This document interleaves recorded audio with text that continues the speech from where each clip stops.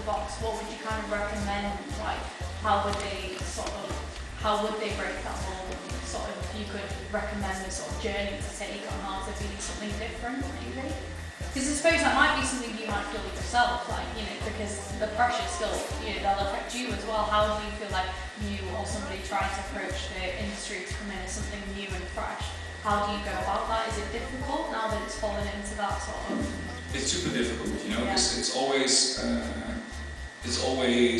people have a certain expectation of a new track, and I had the same thing with my latest release, Dare You.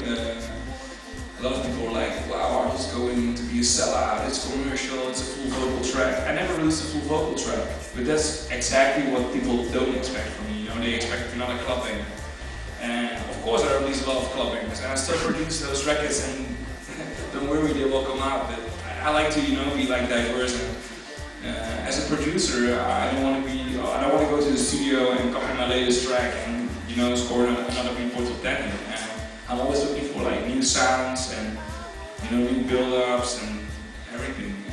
But it must be a lot of pressure on you though, like, you know, now that you've got that title, obviously it's, you know, people bracket you maybe when you're not necessarily. Even my DJ sets now, you know, people are listening to my DJ sets, and they're checking my DJ sets, and they look to all the other DJs, including me. You know, we used to play like not the same sets, but we play the same records. Of course, you know, I'm always playing my same records, and now I have people who are gonna check out the #1 DJ in the world, don't know Hardwell, and tell me, oh, you opened twice with the same intro. Of course, it's Spaceman. What do you expect? Go to a Coldplay concert and they start with Red Hot Chili Peppers? You know, that's the same thing. You know, people don't. That's the difference. I think there's more pressure, and no, I think I can handle it. You know, I still stick to the thing. I stick true to the thing I started with. That's my own productions, and of course my label Rebuild Recordings, and I still gonna focus on that sound. Yeah, we'll push it as hard as I can. How has it been for you? As you say, for example, when we see you on stage and you watch YouTube and stuff, and you see the guy in the front smiling. You wasn't happy, Steve. What are the background scenes like?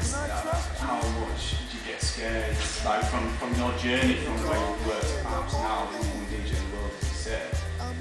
How has it been for you? Like the emotions you've been through, have you been sort of at a point where you've just been like, wow, this is quite intense, I'm feeling scared, confidence sort of issues perhaps, like, you know, getting to a celebrity status and stuff like that. How have you dealt with that? Yeah, that's a good question. Well, not that much change, because it's still a journey, you know, so since I started like touring worldwide, it's been like 4 years since I played like my first tour outside of Holland. Yeah, things change, especially when I play South America. I was in Ecuador, Guatemala like 2 weeks ago, and those people are super intense in a good way, but yeah, well, fans waiting at the airport, that's not normal for a DJ, you know. I always feel like Justin Bieber with something. You know, that's something different, and at that point you can tell you're the #1 DJ instead of just the guy who's playing records, because I'm not doing anything else than any other DJ, you know. I'm still playing records and producing music. Does it make you feel any different as you move to feel like, wow, I feel as if perhaps I need to, not that you need to step up, but you feel like, wow, the responsibility now is hitting me. No, I think when I became #1, obviously you have a big pressure on your shoulders. You know, people expect you to become another year the #1. People expect you to. Well, people expect.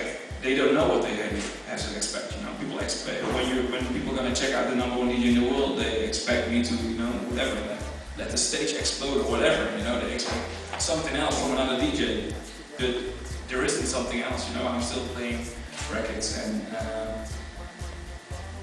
at that point, you can really worry about the pressure, and I'm just like, whatever, you know, I'm really enjoying it right now, and I'm just gonna enjoy it, you know. I'm really happy that I achieved this moment in my life, and this position, and I'm just gonna enjoy it, and we will see where it's gonna be in this October this year.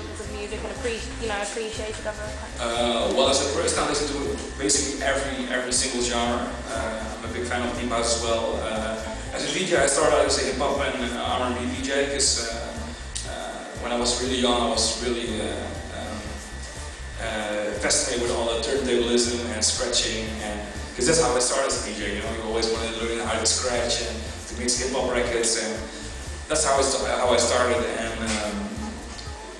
I was DJing like more hip hop records, but I was producing dance music because I was always into the trance kind of music. And, it's hard to produce hip hop. You know, well, you can produce a beat, but obviously you need a rapper and a singer. So that didn't work for me, and I started focusing on producing dance music. And I've been playing dance music since I was like 14. And,